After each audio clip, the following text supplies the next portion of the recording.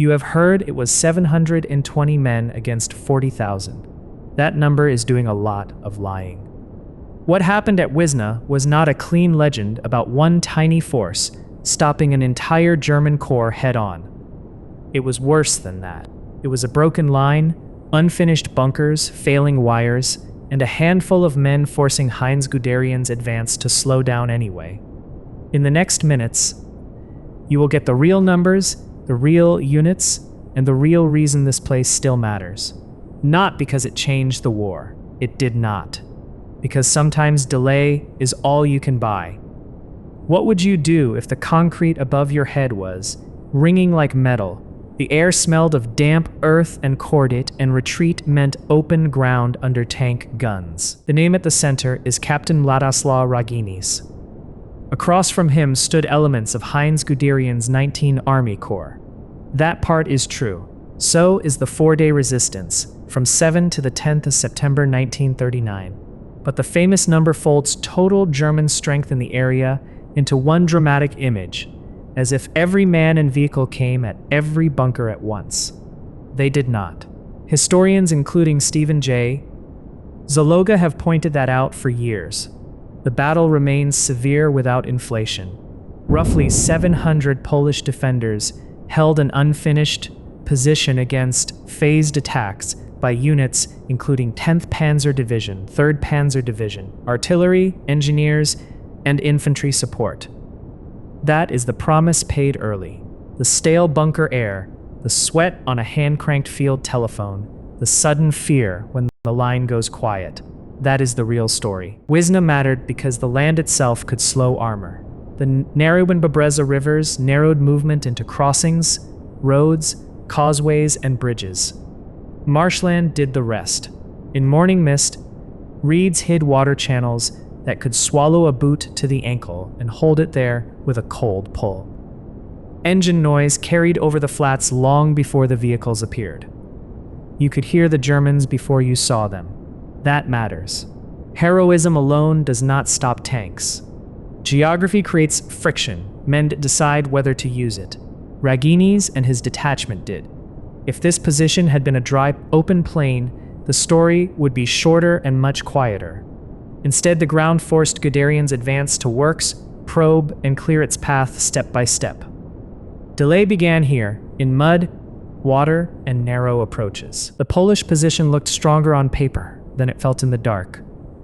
Fortifications existed, but they were incomplete. Some bunkers were unfinished. Some were not fully armed. Interlocking fire was weaker than a proper fortress line needed. Communications depended on vulnerable wires laid through soil that artillery could tear apart in minutes. Inside, raw concrete dust mixed with damp air. Exposed cable ran along walls and out into ground that would soon be churned by shells and tracks. This is where the story grows heavier. The defenders were not standing inside a finished machine built to fight as one body. They were being asked to hold a broken set of strongpoints as if it were a seamless wall. It was not. You can admire the stand more clearly once you understand how little structure was truly holding it together. Here is the correction that matters. Guderian's 19 Army Corps was in the area, but corps strength is not the same as assault strength. At one point, at 1 hour, against one bunker. The defenders at Wizna faced elements, committed in phases, from formations including 10th Panzer Division and 3rd Panzer Division, with artillery, engineers, and support. That distinction is not a technical excuse. It is how battles work. A legend likes one impossible number. Reality prefers a sequence. First tracked vehicles rattling over narrow roads, then artillery thumps rolling across the water, then infantry testing wire, slopes, blind spots, firing angles. Does the story become smaller when the myth is corrected, or heavier?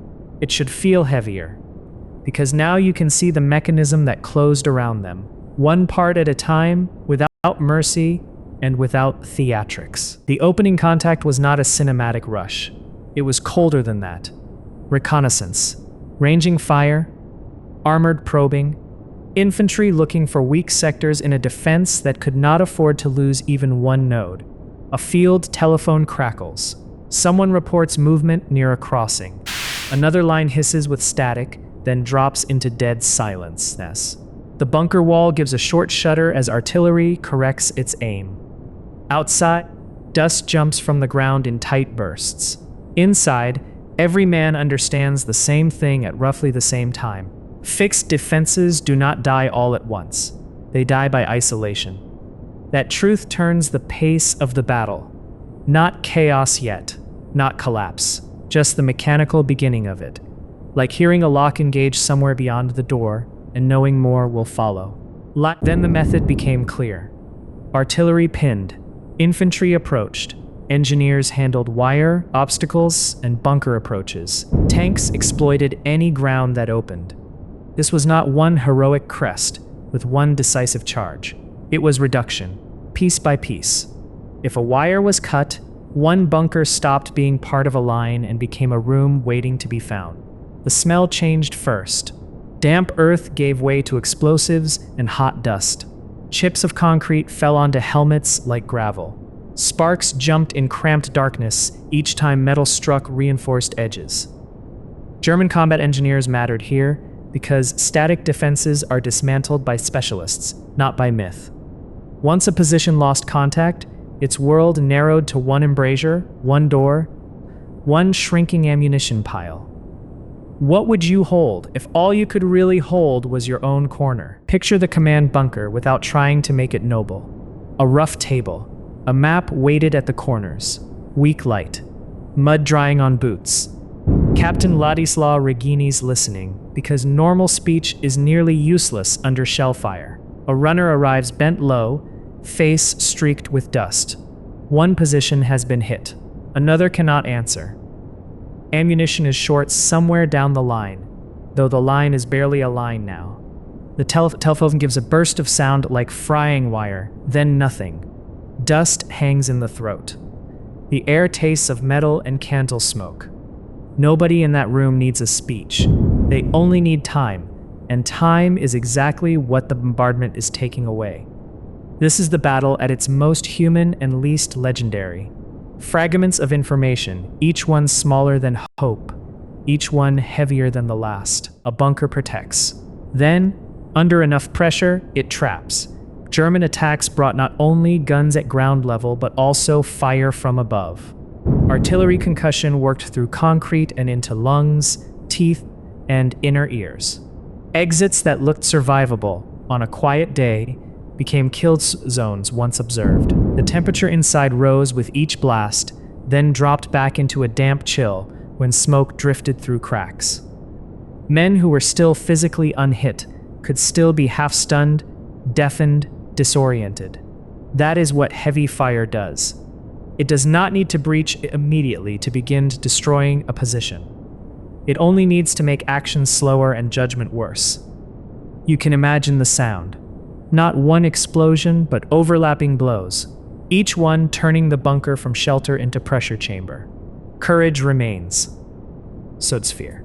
Concrete cannot remove either one. By now, the tactical problem was turning terminal.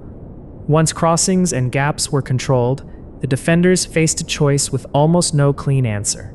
Stay and be reduced in place. Move and cross exposed ground under fire. This is where admiration and dread meet. A delaying action only works if someone accepts that delay may cost him everything. Outside, machine gun bursts stitch the air in short, hard lines. Inside, a canteen passes from hand to hand, water warm from bodies and bunker heat. Raginis had sworn not to abandon his post. Later memory would turn that into a symbol. But before it became a symbol, it was simply a decision made inside a shrinking map. You can respect the oath. You should also feel its weight. Oaths in war are often paid in flesh, not in words. Accounts differ in detail, but one point survives across retellings. Pressure mounted towards surrender as the position became untenable. Some later narratives say German officers threatened reprisals against prisoners if resistance continued.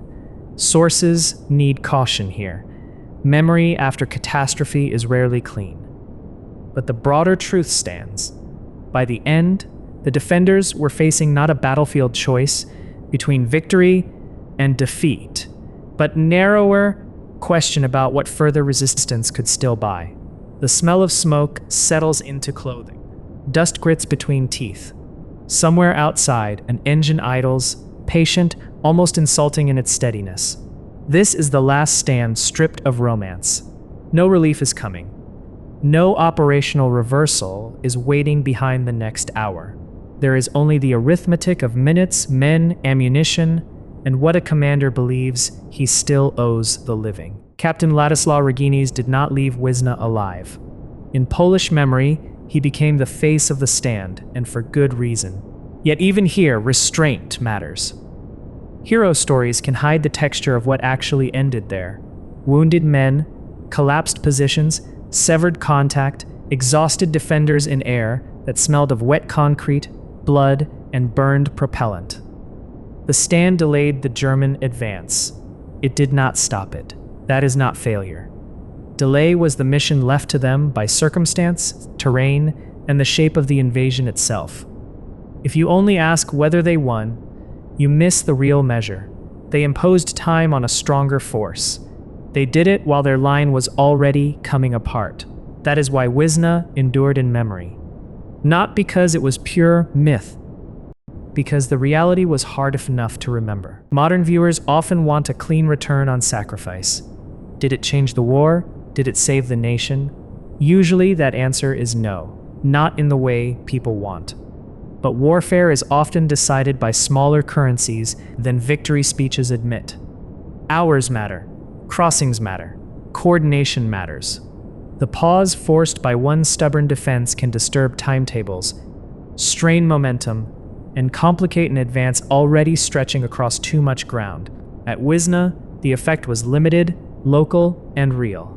That is enough. The air of history is full of stories where men die for nothing. This was not nothing. It was delay purchased under impossible pressure. You may live in a world of instant maps, live tracking, and decisions made from glowing screens. They lived in dust, static, mud, and guesses. The moral distance is smaller than it looks. The record keeps this, 7-10 September 1939. The record keeps this, roughly 700 Polish defenders in the Wizna sector. The record keeps this, elements of Heinz Guderian's 19 Army Corps, including 10th Panzer Division and 3rd Panzer Division, forced the position after days of pressure. The record does not keep this, whose hand slipped on the receiver because of sweat and dust. The record does not keep this.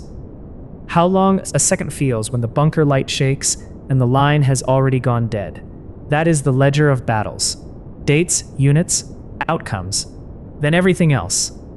Ink can count a crossing, a battery, a surrender, a death. It cannot count the moment a man understands he is no longer defending a line, only the men still breathing beside him. People kept calling Wizna the Polish Thermopylae because myth gives shape to pain. It compresses broken communications, marshland, engineers, artillery registration, incomplete bunkers, and phased attacks into one image simple enough to carry. 700 against 40,000. It is memorable. It is also incomplete. The fuller truth is less clean and more instructive. Small forces do not resist by magic. They resist because terrain helps, because the enemy must solve real tactical problems, because someone keeps acting after the plan has already failed. That is a harder lesson than legend. It asks more from you, not admiration from a distance, but attention. When institutions fail, when defenses are unfinished, when the order that should have come never comes, what remains is not myth. It is people making themselves into delay with WWII and the hour allow. You have heard it was 720 men against 40,000. That number still lies, but the 4 days do not. 4 days in unfinished positions. 4 days under artillery, probing armor, severed wire, and the slow reduction of one strong point after another. 4 days bought by Captain Władysław Raginis and the men around him near Wizna, while Heinz Guderian's advance was forced to work harder than legend alone can explain. That is enough weight without embellishment. It is why the story remains, not because it was impossible in the way myth wants, because it was possible only through cost. So take the legend apart, and the stand remains. Heavier. If the bunker above you was shaking, the phone line had gone dead, and retreat meant open ground, would you have stayed for 4 days? Or would you tell me about the story your own family still cannot forget?